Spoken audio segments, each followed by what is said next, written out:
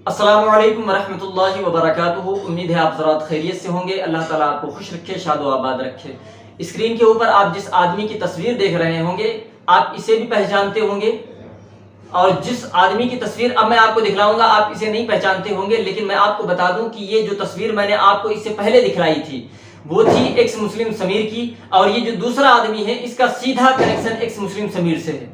और वो किस तरीके से है? वो इस तरीके से है कि जिस गांव से एक्स मुस्लिम समीर ताल्लुक रखता है उसी गांव से ये शख्स भी ताल्लुक रखता है। और ये कहावत कही जाती है कि किसी की भी हकीकत को अगर आपको जानना है तो आप उसके पास्ट में चले जाएं, समझ में आ जाएगा कि कितना शरीफ बन रहा है वो और उसकी हकीकत क्या है।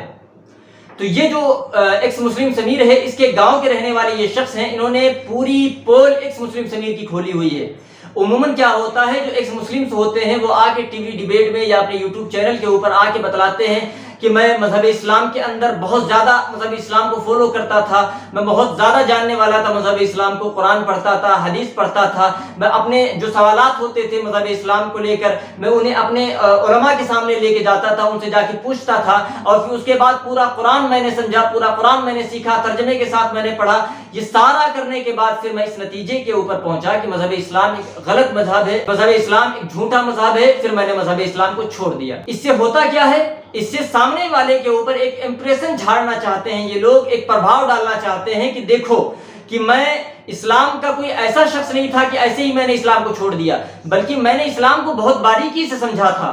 उसके बाद मैं इस नतीजे के ऊपर पहुंचा था कि मजहब इस्लाम गलत मजहब है, फिर उसके बाद मैंने इसे छोड़ा है। और ये पैगाम दे के फिर वो ये बताना चाहते हैं कि मजहब इस्लाम आप तो मेरे इतना फॉलो भी नहीं किया मजहब इस्लाम को, मैं तो मुबल्लिग था, मैं तबलीग में जाया करता था, मैं तबलीग करता था जाके। लेकिन इनकी हकीकत क्या होती है, आप कभी जहां से ये लोग ताल्लुक रखते हैं आप उनसे जाके पूछें तो वो बताएंगे कि इनका पास्ट कैसा गुजरा है, इनका माजी कैसा गुजरा है, दीन के बारे में, मजहब के बारे में इनकी नॉलेज क्या थी, मुआशरे के अंदर, समाज के अंदर इनकी हैसियत क्या थी। और जो लोग इनको आज आके फॉलो कर रहे हैं वो इनको इनकी जहानत या इनकी अक्ल की बुनियाद के ऊपर नहीं फॉलो कर रहे हैं, या इनकी नॉलेज बहुत ज्यादा है इनकी, वो इनको इस बुनियाद के ऊपर फॉलो कर रहे हैं कि ये मजहब इस्लाम के खिलाफ है। तो ये एक्स मुस्लिम समीर या एक्स मुस्लिम साहिल जैसे जो लोग हैं, मैं आपके सामने एक्स मुस्लिम समीर के गांव के रहने वाले एक शख्स का वीडियो आपको दिखलाता हूं, और उसने जो एक्स मुस्लिम समीर के बारे में बतलाया है आप उसे सुनिए, फिर आप एहसास करिए कि कैसे लोग हैं, किस तरीके से ये धोखा देते हैं, इनकी खुद की हैसियत क्या है। अब आप वो वीडियो देखें। अस्सलाम वालेकुम मेरे भाई, आज का जो मौजू है, आज का तो बात करने का टॉपिक है वो है एक्स मुस्लिम समीर के ऊपर। ये लड़का हमारे यहाँ का रुड़की हरिद्वार का रहने वाला है, एक सड़क छाप आदमी, एक दिमाग का आधा अधूरा आदमी। इसने जो है इतनी बातों को झूठ बोलकर जो है वहां दिखाया, और चैनल ने भी ये साबित करने की कोशिश की कि ये सच्ची कहानी है और ये जमात का अमीर रहा हुआ आदमी है।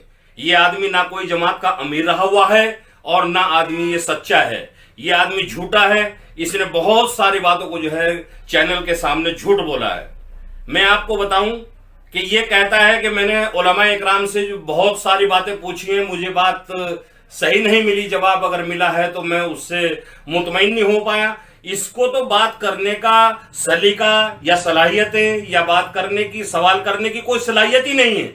इसने अपनी बीवी को तलाक दिया, उसके ताल्लुक से ये बात करने के लिए उलमा इकराम के पास गया, और जो बात सच थी उलमा इकराम ने इसको उसका जवाब दिया। ये चाहता था कि मेरी गलती को जो है वो सही करार दिया जाए। ये आदमी, ये किसी किस्म की भी इसके अंदर जो है कोई सलाहियत हो या इसने कोई स्टडी की हो, कोई स्टडी नहीं की। इसकी 32 साल जिंदगी ऐसी गुजरी है कि नशे की हालत में इसकी जिंदगी गुजरी है। और ये जब एड्स का बीमार हुआ, जब ये एड्स का बीमार हुआ, मैं, नसीर अहमद और हमारे शाकिर भाई पूरी रात लेकर के इसको बैठा रहा करते थे, और ये कहता था कि मेरा तो जीने की तमन्ना ही खत्म हो गई। ये इस किस्म का आदमी है। मेरी आपसे दरख्वास्त है कि इसको जो है किसी किस्म का भी सपोर्ट न दिया जावे, और अगर किसी को चाहिए कि कोई चैनल वाला या कुछ भी, वो पहले आकर के तहकीक करे कि इस आदमी के अंदर ये गट्स, ये क्वालिटी है या नहीं है, ये सच्चा है या झूठा है, इसके बारे में पता करे आकर के। मैं आपको बताऊं कि हम ये चाहते हैं कि यहां से ये हमारा वीडियो इतने लोगों तक पहुंचे, हर हाथ में ये पहुंचे, हर मोबाइल तक पहुंचे कि एक लड़का जो वो वहां साहिल बैठा हुआ था उसके भी घर तक ये वीडियो पहुंचे, और उसके सर्कल के आदमी, जैसे हम एक्स मुस्लिम समीर के सर्कल के आदमी, उसके घर के पास के रहने वाले आदमी, उसके महल्ले के, उसके गांव के रहने वाले आदमी, हम बिल्कुल सच्चाई के साथ ये बयान कर रहे हैं कि इसके अंदर कोई हकीकत नहीं है, ये आदमी झूठा है, इसने कभी कोई काम करके घर वालों को नहीं दिया। घर वाले बेचारे आज परेशान हैं, इसके 3 बच्चे हैं, बीवी और माँ बाप जो हैं वो बिल्कुल रो रो करके परेशान हैं। ये वीडियो बनाने में टाइम इसलिए लगा कि यहां घर पर आकर इस इंसान ने फिर धोखा दिया कि मैं ईमान को कबूल करने वाला हूं, मैं मुसलमान होने वाला हूं, इसलिए हमने जो है वीडियो नहीं बनाया। लेकिन ये जब घर से फरार हुआ और हमारी समझ में आई कि ये तो माँ बाप को रोता हुआ छोड़ करके चला गया,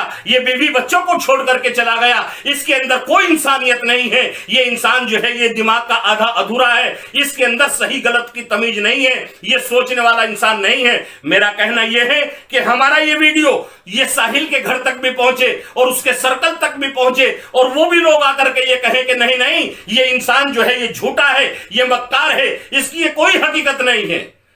यहां ये समीर ये घर पर आया, ना यहां किसी किस्म का कोई दबाव हुआ, ना किसी किस्म का किसी ने कोई प्रेशर बनाया, ना किसी ने इसको धमकाया, बल्कि मोहब्बत के साथ इसको रखा, और फिर ये 5 दिन रहने के बाद यहां से रफू चक्कर हो गया, फरार हो गया ये इंसान। मेरे भाइयों, मैं तो ये कहना चाहता हूं कि ऐसे लोगों पर नासूर ना बनने दे बिल्कुल भी अपने माशरे के अंदर, अपने समाज के अंदर। ये समाज के नासूर हैं, ये कीड़े हैं। इसलिए मेरी आपसे दरख्वास्त ये है कि सोच समझ करके फैसला ले, और इनको किसी किस्म की उलमाए कराम को कोई जरूरत नहीं इनके जवाब देने की। ये बदतमीज आदमी है, इनको कोई सलाहियत, सवाल करने तक इनको सलाहियत नहीं है, इनकी सलाहियतें नहीं है। ये आदमी सलायक नहीं है कि इन पर से डिबेट की जाए।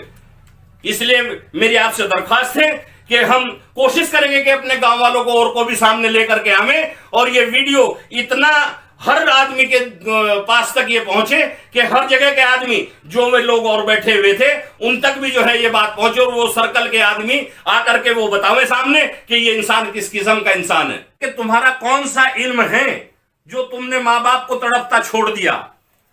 तुम्हारी कौन सी स्टडी है जो तुमने बीवी बच्चों को छोड़ दिया? तुम्हारा कौन सा इल्मी फहम है जो तुमने अपने भाइयों को नकार दिया? जिन भाइयों ने अपनी जरूरतों को नहीं देखा, अपनी च्वाइस को नहीं देखा, और अपने किसी जरूरत को जो है सामने नहीं रखा, बल्कि आपकी जरूरत को सामने रखकर उन्होंने अपनी हर चीज को दबाकर, हर अपनी तमन्ना को दबाकर उन्होंने आपका साथ दिया, आपके तमाम तकाजे पूरे किए। आप खुद खूब जानते हैं, खूब समझते हैं आप इस बात को। आपकी जिंदगी एक रईसजादे की जिंदगी थी। जो आपकी जरूरतें हुई उसको पूरा किया गया। सड़क पर चलते हुए, रोड पर चलते हुए लोगों की निगाहें ठहरा करती थी तुम्हारे ऊपर। इतनी तुम्हारी जरूरतों को जो है पूरा करा गया घर से, और आज तुम घर वालों को छोड़कर चले गए। कैसा इल्म है, कैसी स्टडी है? क्या एक भी चैप्टर नहीं आया तुम्हारे सामने इस चीज का कि हाँ माँ बाप का क्या हक है, बीवी बच्चों का क्या हक है, भाई बहन का क्या हक है, इन्होंने मेरे लिए क्या किया? कोई चैप्टर नहीं आया। कैसी स्टडी है आपकी? ये कोई स्टडी नहीं है।